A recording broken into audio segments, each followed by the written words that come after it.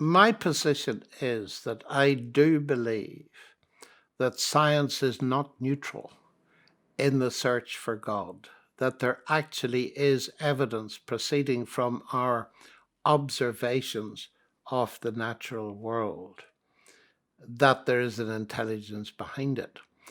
But number one of those is the fact that we can do science at all. In other words, it's the rational intelligibility of the universe.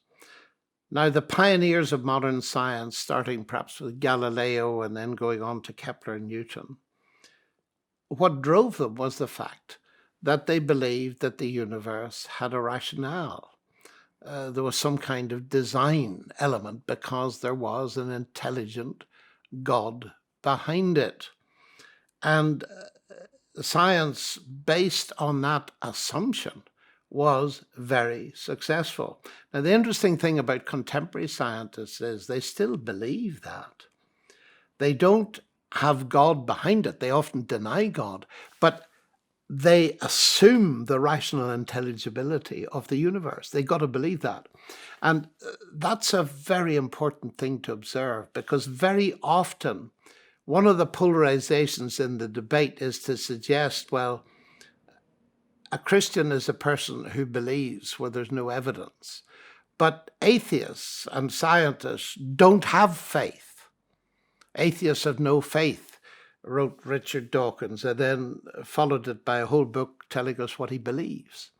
And there's a huge intellectual fog out there, in my view, where people just simply don't realize that every one of us is a person of faith. We have a worldview that we believe.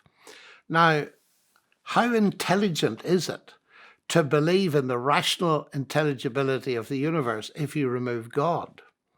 And I often have fun with my colleagues in putting it to them. I say, well, what do you do science with? Well, they say with my brain, because they usually have given up on the idea of a mind story, been separate from the brain story. Okay, let's allow that. What about the brain? Well, the brain, it's just the end product of a mindless, unguided process. And I look at them and say, and you trust it? And they look down and I say, look, tell me honestly, if you knew that your computer was the end product of a mindless, unguided process, would you trust it? No. So how do you make this leap of faith? And then I add, do you know where I got this question from? And they say, no. I say, actually, it's going to surprise you because it comes from Charles Darwin. And it's known as Darwin's doubt.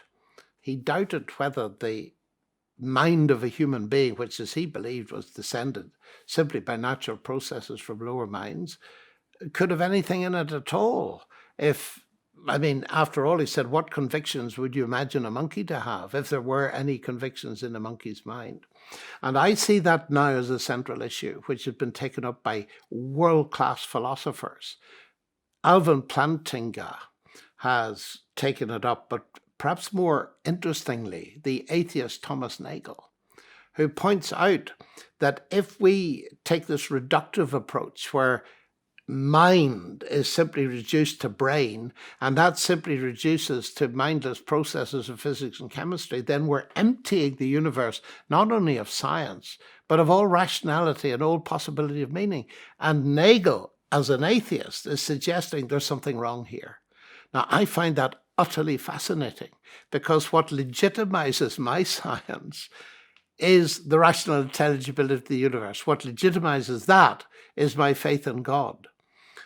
And what I say, and it's very provocative, but we might as well be provocative, is that science has certainly not buried God. It's that belief in God stimulated science, but science is increasingly doing a very good job of burying atheism, because the atheistic reductionist assumptions don't go well with faith in the rational intelligibility of the universe. Putting that a slightly different way, my concept of faith is a commitment based on evidence. Believing in the rational intelligibility of the universe on the basis of an explanation that undermines it doesn't strike me as being very rational faith.